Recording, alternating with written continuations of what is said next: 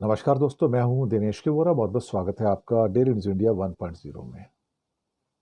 Bharat America की deal, Bharat EU की deal, लेकिन इसने एक चीज मुझे लगता है कि परमानेंटली तय कर दी है,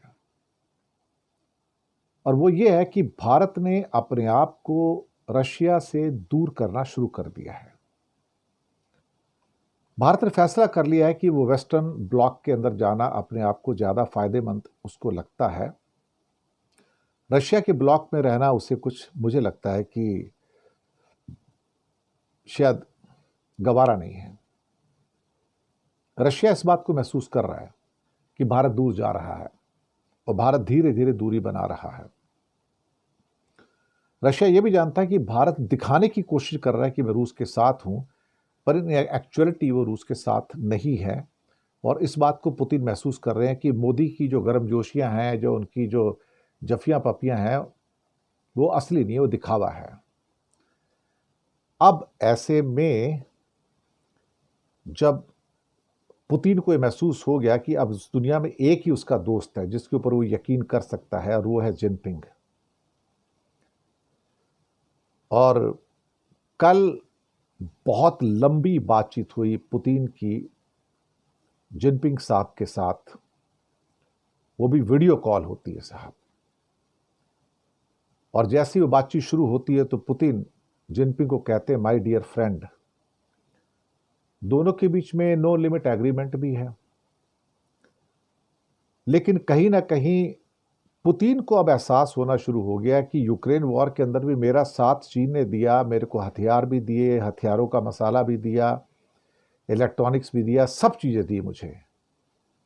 और एक किस्म से हमारे दोस्त जो ईरान है उसके साथ भी चीन मजबूती से खड़ा रहा, और अभी उसने अपने जासूसी जहाज भी ईरान के पास भेजे हुए हैं, जो पल पल की खबर जो है यूएस नेवी की ईरान को दे रहे हैं।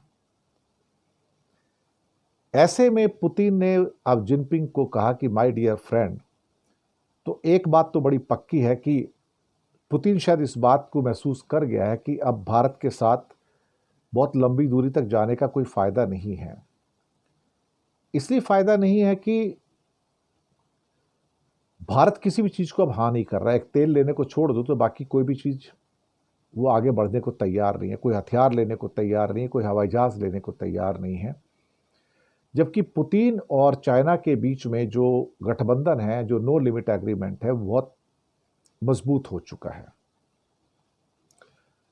और वैसे भी चाइना ने कभी भी यूक्रेन के आक्रमण पर रूस की निंदा नहीं की। रूस ने कभी ताइवान को लेकर चीन की निंदा नहीं की। लेकिन व्लादिमीर पुतिन और शी जिनपिंग की आपस में इस लंबी वीडियो कॉल के इसको लेके भारत के अंदर अब कहीं ना कहीं संशय की स्थितियां पड़ रही हैं, और भारत के लिए जोखिम पैदा हो रहा है इस समय। और ये जोखिम कम नहीं है, और ये छोटा नहीं है। मैं आपको पहले बता दूं, ये बड़ा जोखिम है। क्योंकि एक तरफ से भारत ने अपने आप को रशिया से डीलिंक करने का पूरा फैसला कर लिया है, और ये डीलिंकिंग शायद आने वाले समय में रशिया को और तेजी से चीन की ओर लेकर जाएगा। चीन के ऊपर जो उसकी डिपेंडेंस है और बढ़ेगी, क्योंकि अल्टीमेटली वो पेमेंट वगैरह युआन के अंदर जो चल रही हैं उनको, उसमें उसको ज़्यादा फायदा नज़र आ रहा है। और फिर इस मुश्किल घड़ी में, जबकि रूस यूक्रेन के खिलाफ भी मुश्किल में है, वेस्टर्न कंट्री के खिलाफ मुश्किल में है, ऐसे में उसे एक चीज़ तो महसूस होगी कि मेरे साथ जो मजबूती से खड़ा रहा वो जिनपिंग था, मोदी मेरे साथ नहीं खड़ा रहा, भारत मेरे साथ नहीं खड़ा रहा। ये बिल्कुल सही है।